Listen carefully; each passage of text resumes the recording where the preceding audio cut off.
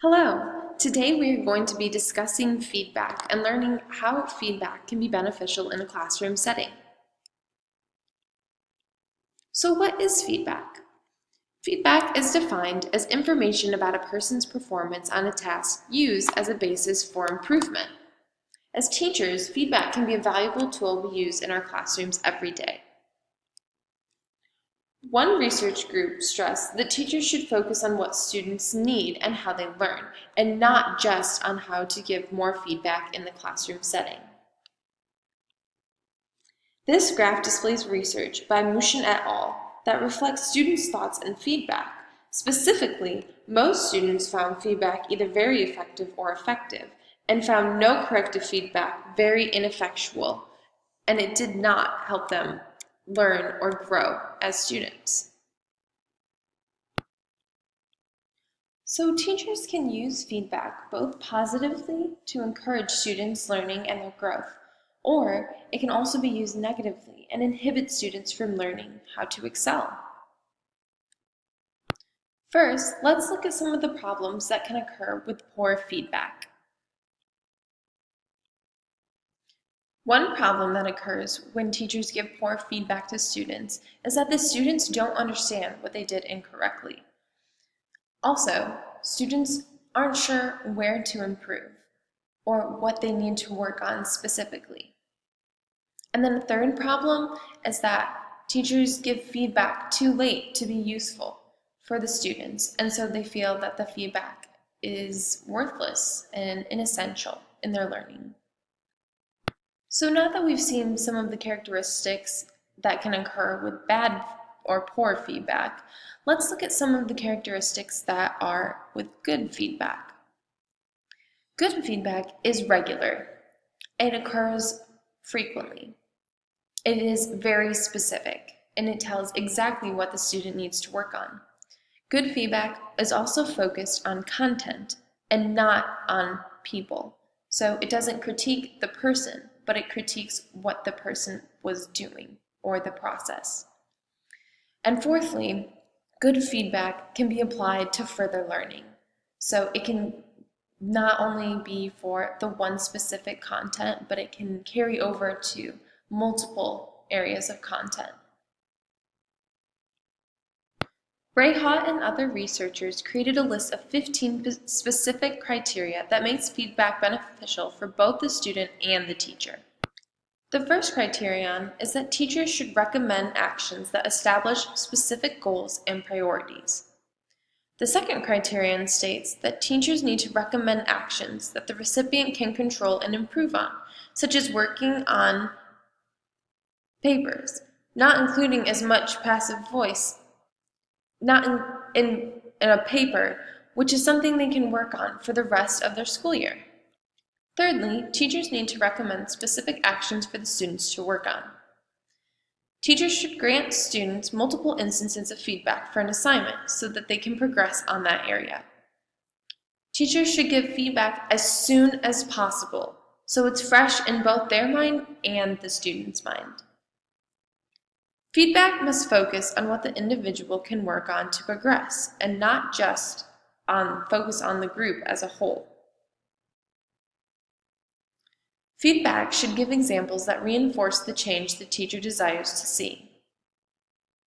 Eighthly, teachers should link their visual display of feedback to a summary of why or what the feedback specifically means. Effective feedback must be presented in more than one way. Number 10 is that good feedback should minimize the cognitive load for students, i.e., don't tell them everything they need to work on all at once, but break it into smaller and more manageable chunks. Feedback should be in short messages followed by optional detail that grants the student the choice whether or not to change the information. 12. Teachers need to address barriers to feedback. Teachers must also address credibility of the information. 14. Teachers must prevent defensive reactions to feedback. For example, no using the red pen to mark up students' papers. And lastly, to make feedback effective and beneficial, teachers must construct feedback through social interaction. This chart shows two types of feedback models, the one on the right being the original feedback model, and the one on the left being the most current feedback model. You'll notice that each idea is completely opposite. The current feedback model adds to our understanding of the feedback approaches that we've discussed so far. Currently, feedback promotes dialogue between the teacher and students so that the feedback becomes more of a discussion instead of just a few markings or a letter grade on a paper or project. Feedback should also include dialogue from one peer to another. It should promote students to better learn to self-regulate. Effective feedback focuses on the process of learning instead of just the final product. It promotes the student to want to learn and to make the corrections on their own to further their knowledge and capabilities. So let's look at some examples of positive feedback and negative feedback, and ineffectual and effectual feedback. The first example is negative feedback, but it's also ineffectual feedback because it's not specific. It doesn't give the student anything to work on or to strive to make better. It's also just an opinion that doesn't focus on the individual. I don't like this, or this needs work. It's not a good way to have feedback. Although the second example is positive, it's still ineffectual feedback because it is not specific and doesn't tell the student what they did correctly or how to build on those skills. Just telling the student, "Great job," will not cut it. It doesn't help them whatsoever. The second two examples, the first, a critique, and the second, a praise, both show examples of how a teacher to student or student to student should give feedback. They read, "You need to have less of a conversational tone, which can be solved by excluding euphemisms and first-person pronouns." The second is, "This is a great paper because you included specific quotes from the text, then connected to your thesis and creatively interpreted the text." They are directed towards the process of the individual. They are specific, and they give the student obtainable goals to work on throughout the rest of the school year. At this point, you may be asking yourself, how do I become better at giving feedback? Well, the first step is to ask students, where are you going, how are you going, and where to next? This points them towards a specific goal.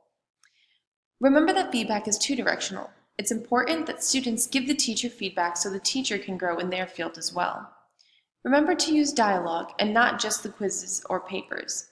And help the students become active in the process of feedback, being able to regulate their own learning process.